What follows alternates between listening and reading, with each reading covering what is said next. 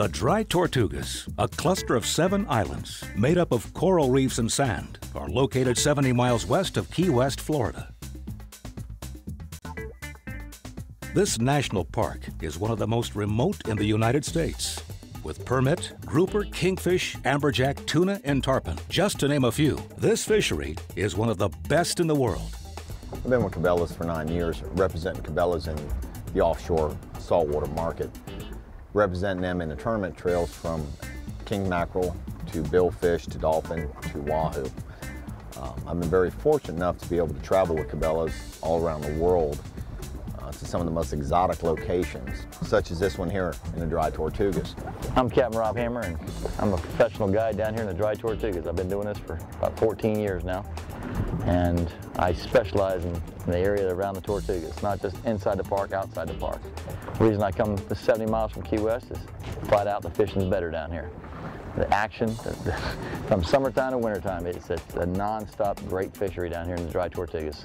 And I put out a couple traps earlier, and put chum in there, tracks them up, and we like to catch little pinfish.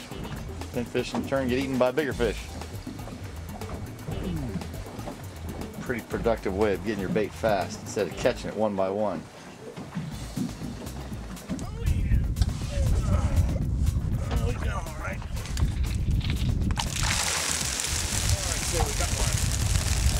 That's what I'm talking about right there. That's called successful bait fishing right there. I love it when a plan comes together. These are called pinfish. There's billions and billions of them out here. The reason they call them pennies, their dorsal fins are just sharp as a needle. Every little one is just sharp as can be. And they poke you just like a pin. Every little chance they get, they poke you. So when we hook them, we'll hook them right through the bottom of the jaw, and let's let them swim down. And what they'll do, they'll just swim right above that bottom and just get frantic. If a fish, the mutton snapper or a red snapper comes up to them, they just start going crazy. You'll feel them on the end of your rod going and nuts, and then wham, they get nailed. Great bait, absolutely great bait. When we come to Tortugas, we use a lot of the similar techniques that we use all around the world. The exact same ones. When we troll for dolphin or wahoo or marlin or sailfish, we use the exact same tactics. What we did coming in for tuna, we went to the shrimp boats, we obtained a lot of their bycatch, the exact same bycatch that they pushed off in the water, an hour before we got there. The fish are attracted to those shrimp boats, so we provide them with the exact same type of bait that they were looking for, and that's the reason why we did so well on the Blackfin tuna. There you see the Blackfin? Yeah, we got tunas. We got them. All right. Start this party. Steady pressure. You don't want to give them any slack. And you see a lot of people that want to stick the rod above their head straight up like this. That's the wrong way to fight fish. You got much more leverage lifting it with this part of the rod right here.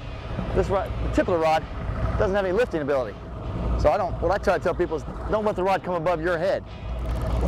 That's easy to do when you're not tired. When you get tired, you want to relax and you want to lean back like this.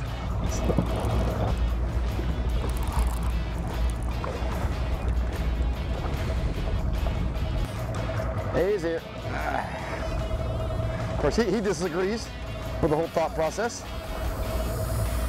And I'm getting too old for this tuna fishing.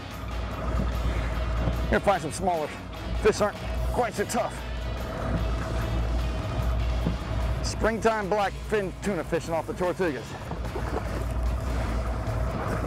How you doing over there? He's on the boat. Right to the boat, I should say. Again. Nice fish, huh? Ain't nothing wrong with that. Nothing wrong with that at all. Been a sharp stick in the eye. You're wearing me out, buddy. You're wearing me out. Okay, that's good. Yes. Very good.